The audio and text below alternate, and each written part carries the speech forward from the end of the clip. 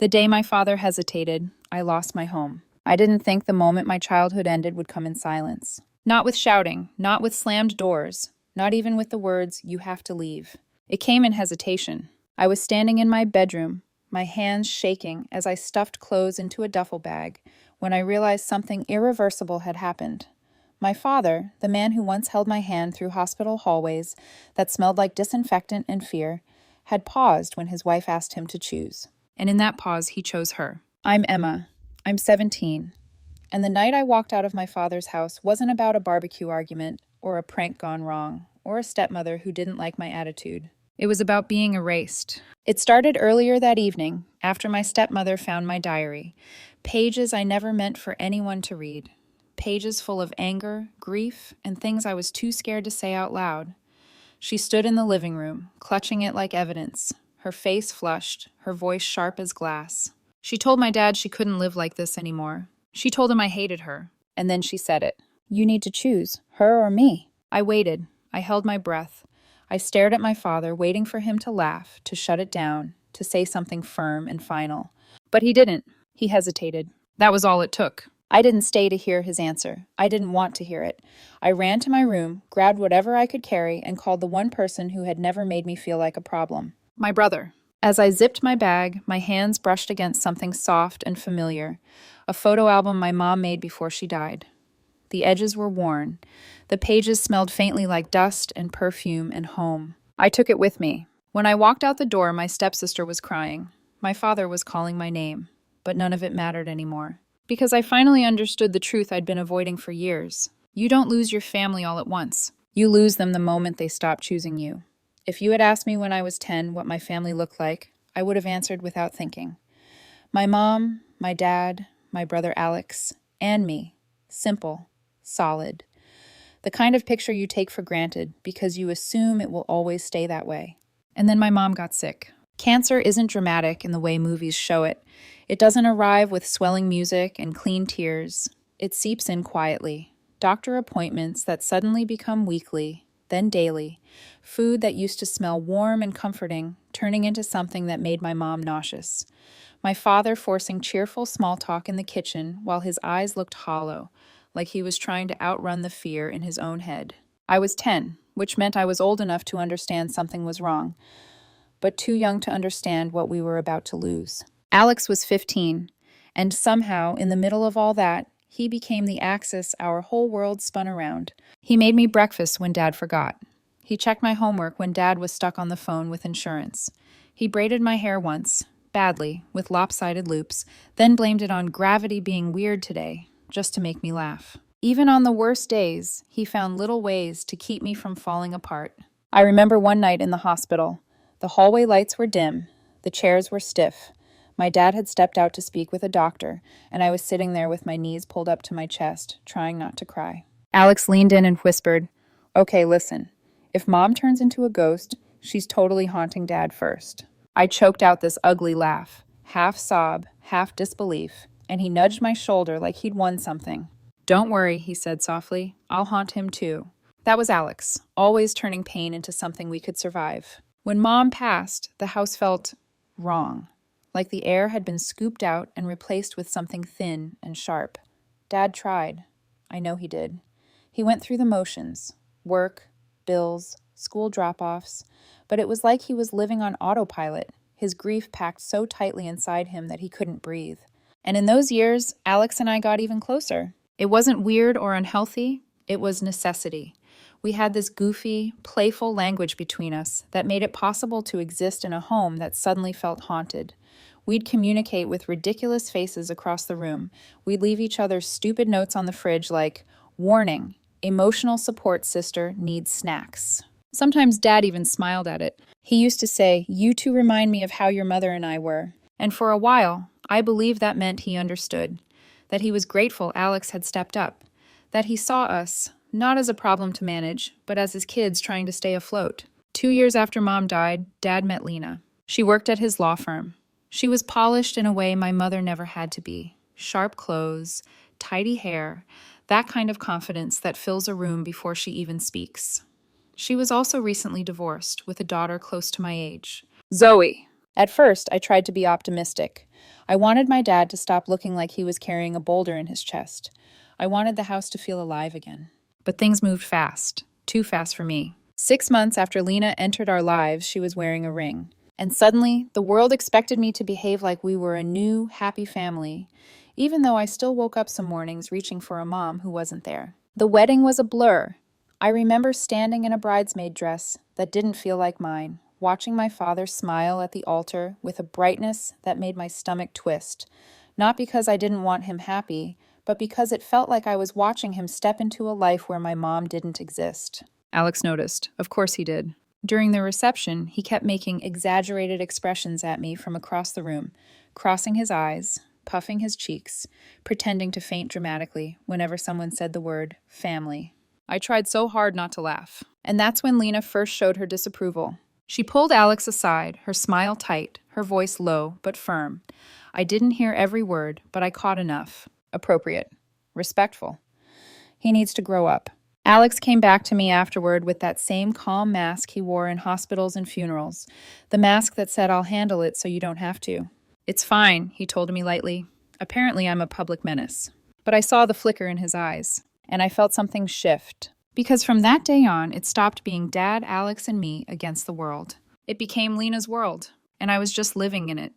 Living with Lena wasn't a single dramatic rupture. It was 1,000 small cuts. At first, they came disguised as adjustments, new routines, new expectations, new rules that were supposedly meant to help us become a proper family. Lena framed everything in the language of improvement, structure, discipline, maturity. Words that sounded reasonable if you didn't stop to examine who they were really for. Zoe adapted easily. She always did. She followed Lena around the kitchen, helped set the table, nodded along when rules were explained. Curfews, chores, acceptable behavior.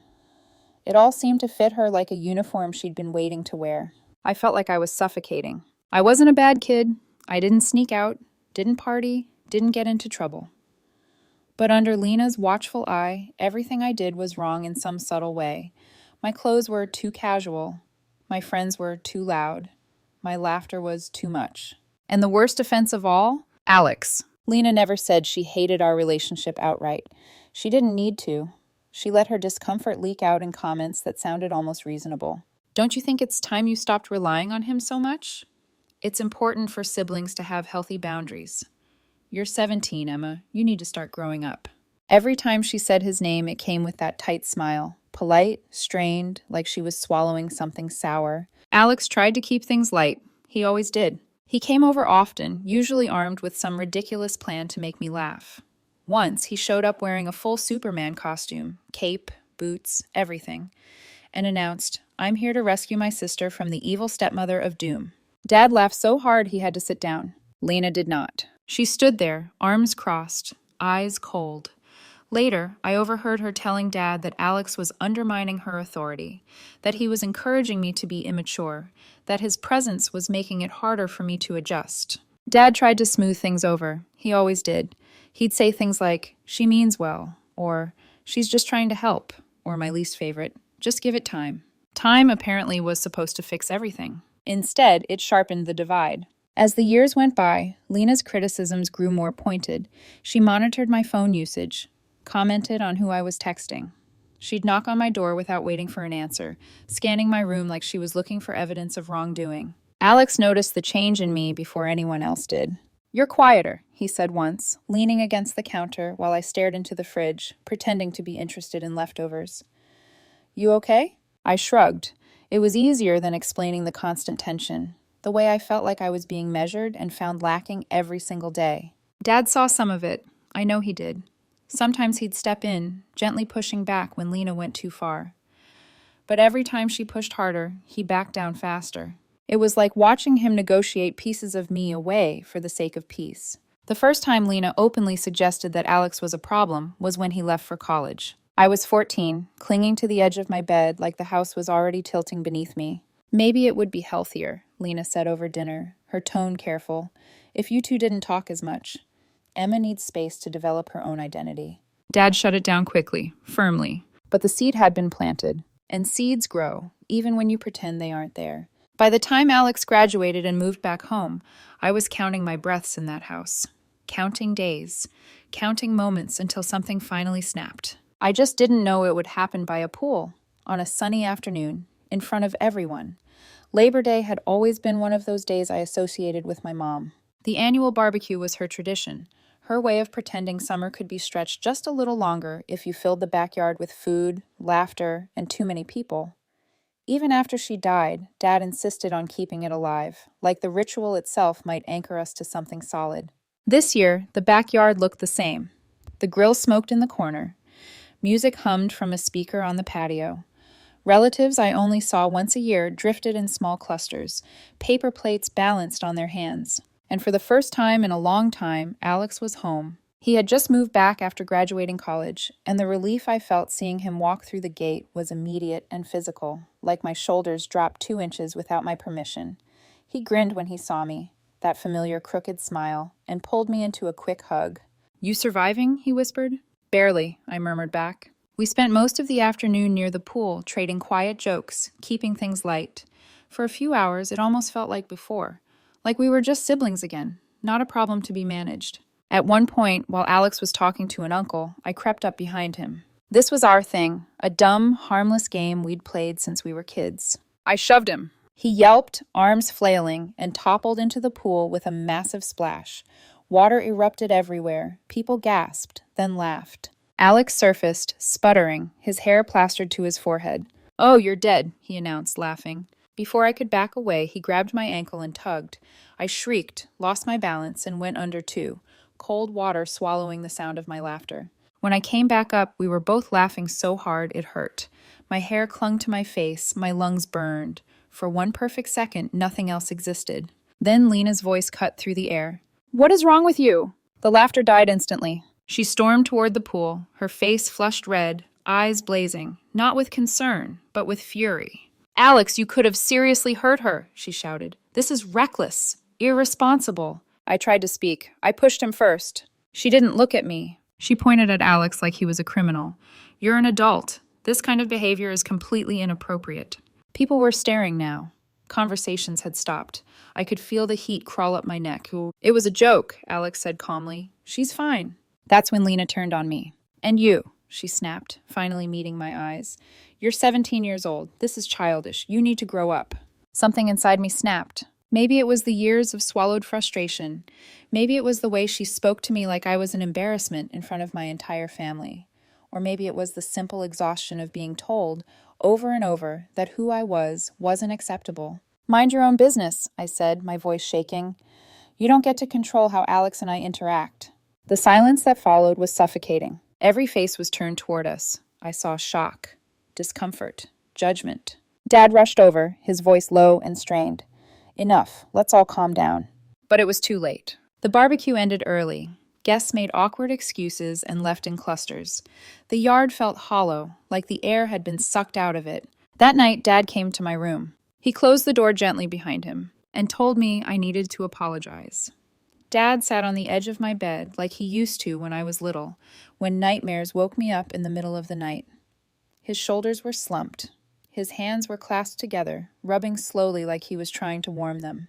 "I know today was a lot," he began carefully, "but you crossed a line with Lena." I stared at the wall behind him, at the faint mark where my mom's old calendar had once hung. "She crossed it first," I said quietly. "She embarrassed me in front of everyone." Dad sighed. "She was worried about you." "No," I replied, my voice shaking despite myself. "She was angry. There's a difference." He looked tired, older than his 45 years. "I need you to apologize," he said, "just to keep the peace." The words hit harder than I expected. I turned to face him. "So that's it? I'm supposed to apologize for defending myself?" "You snapped at her," he said, "in front of family." "She yelled at us," I shot back. "She's been doing this for years, Dad. You just don't want to see it." He rubbed his face. "Lena has done a lot for this family." "And so have I said, my chest tightening. "So has Alex." He didn't answer right away. I told him everything I'd been holding in, how suffocated I felt, how Lena treated me like a problem to fix, how she criticized my relationship with Alex like it was something unhealthy or wrong. "I won't apologize," I said finally, my voice trembling but firm. "Not unless she apologizes too." Dad stood up slowly. His disappointment was quiet, which somehow hurt more than anger. "We'll talk later," he said, and left my room without another word. The house went silent after that. Lena didn't speak to me. Not directly. If she needed something, she spoke through Dad, or worse, through Zoe. Meals became tense, wordless affairs. I could feel Lena's disapproval radiating across the table like heat. Alex stopped coming over. When I called him, his voice sounded heavy. Lena texted me, he admitted, a long one. My stomach dropped. What did she say? That I'm undermining her authority, he said quietly. That I'm encouraging you to be immature. That I should give you space to grow. Anger flared hot and immediate. She had no right. I know, he said, but I don't want to make things worse for you. That was Alex, always absorbing the blow so I wouldn't have to. With him gone, the house felt unbearable. Lena introduced new rules, stricter curfews, phone checks, threats to take away my car privileges. Zoe had no curfew at all. When I pointed it out, Lena said I'd proven I couldn't be trusted. Dad backed her up, half-heartedly, but enough. Every small concession felt like another brick, sealing me into a life I didn't recognize. Then one night, as I walked past the study, I overheard Lena and Dad arguing. I think it might be best, Lena said sharply, if Emma went to live with her grandparents for a while. She needs discipline. My heart stopped. Dad didn't agree, but he didn't shut it down either. And in that moment, standing in the hallway with my breath trapped in my chest, I realized something terrifying. This wasn't just about an apology anymore. I was being pushed out. After that night, the house stopped feeling like a place I lived. It felt like a place I was being managed. Lena didn't raise her voice anymore. She didn't need to. Everything she did was precise, calculated. Rules appeared on the fridge in neat handwriting, curfews written in ink, chore schedules that somehow always landed heavier on me than on Zoe. If I questioned anything, Lena smiled and said, "We've talked about this," as if the conversation had already happened and I'd simply failed to listen. Dad tried to act normal. He asked about school, he commented on dinner, but every time I pushed back even gently, his responses softened, blurred, until they landed on the same place. Just try harder, Emma. She's trying to help. Let's not make this worse. Zoe kept trying to play peacemaker. She really does care about you, she said one night, sitting on my bed. She just shows it differently. I wanted to scream. Zoe didn't understand what it was like to feel like a guest in your own life. She didn't remember Mom's laugh filling the kitchen. She didn't remember how things used to be, how warm and imperfect and ours it all was. The final straw came quietly. I was heading downstairs late one evening when I heard my name. I stopped halfway, hidden by the banister. I'm worried about Emma, Lena was saying. She's defiant, emotional. It's not healthy. She's still grieving, Dad replied weakly. It's been years, Lena snapped. At some point, she has to move on. Move on. From my mother. From my brother. From the version of my life that existed before Lena decided it needed fixing. That night, I lay awake staring at the ceiling, my mom's old butterfly wallpaper long gone, replaced by neutral beige Lena had chosen because it was more mature. I realized I was living in a home where my memories were slowly being erased, one rule at a time. I called Alex the next morning. Can I come stay with you? I asked, my voice barely steady. He didn't hesitate. Of course. I packed slowly, deliberately. Clothes, school books, essentials. Then I pulled out the photo album Mom made before she died. I pressed my fingers against the cover, breathing in the faint, familiar smell of old paper and time. When Alex pulled up, Dad tried to stop me. We can work this out, he said, panic edging his voice. You don't have to go. I looked at him, the man who used to be my anchor, now torn in half by a choice he refused to fully make. I already tried, I said quietly. Zoe was crying. Lena stood in the doorway, arms crossed, silent. I walked out anyway. As the door closed behind me, something inside my chest cracked open, and for the first time in months, I could breathe. The first night at Alex's apartment, I didn't sleep.